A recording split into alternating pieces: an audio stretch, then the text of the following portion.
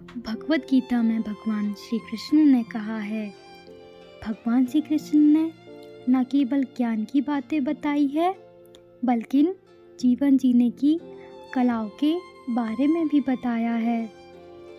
भगवान श्री कृष्ण ने अर्जुन को जो गीता का उपदेश दिया है वह हर मनुष्य के लिए प्रेरणा स्रोत साबित हो सकता है।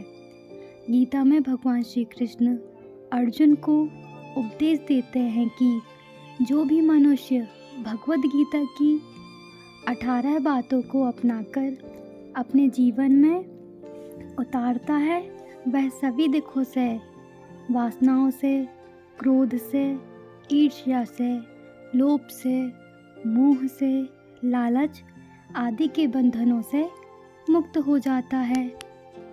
आगे जानते हैं भगवद गीता की 18 ज्ञान की बातें।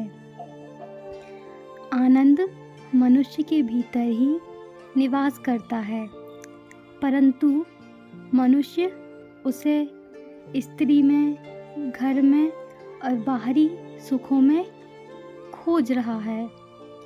श्री कृष्ण कहते हैं कि भगवान उपासना केवल शरीर से ही नहीं बल्कि मन से करनी चाहिए।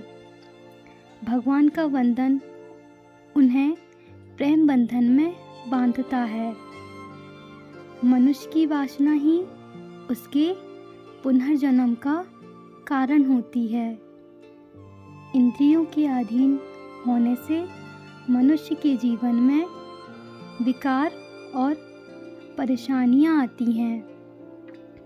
संयम यानी धैर्य, सदाचार, स्नेह और सेवा जैसे गुण सत्संग के बिना नहीं आते हैं।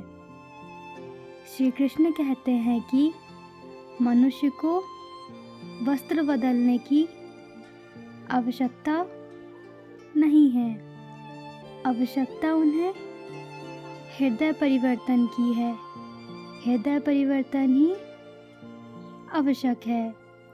जवानी में जिसने ज़्यादा पाप किए हैं उसे बुढ़ापे में नींद नहीं आती है। भगवान ने जिसे संपत्ति दी है उसे गाय अवश्य रखनी चाहिए।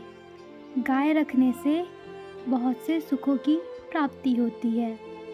जुआ, मंदिरापान, पर स्त्री गमन, अनैतिक संबंध, हिंसा, असत्य, मद, अशक्ति और निर्दयता इनका से कलयुग का वास है।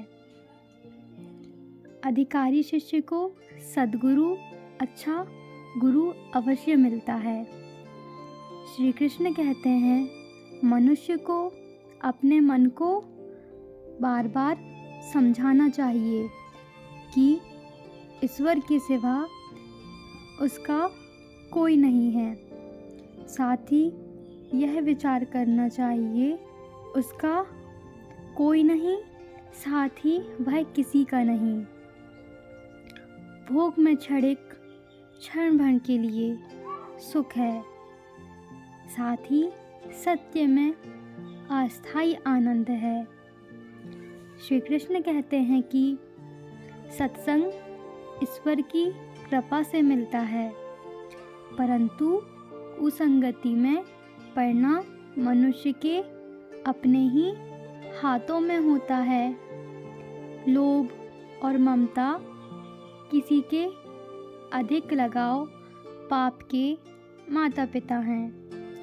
साथ ही लोभ पाप का बाप है।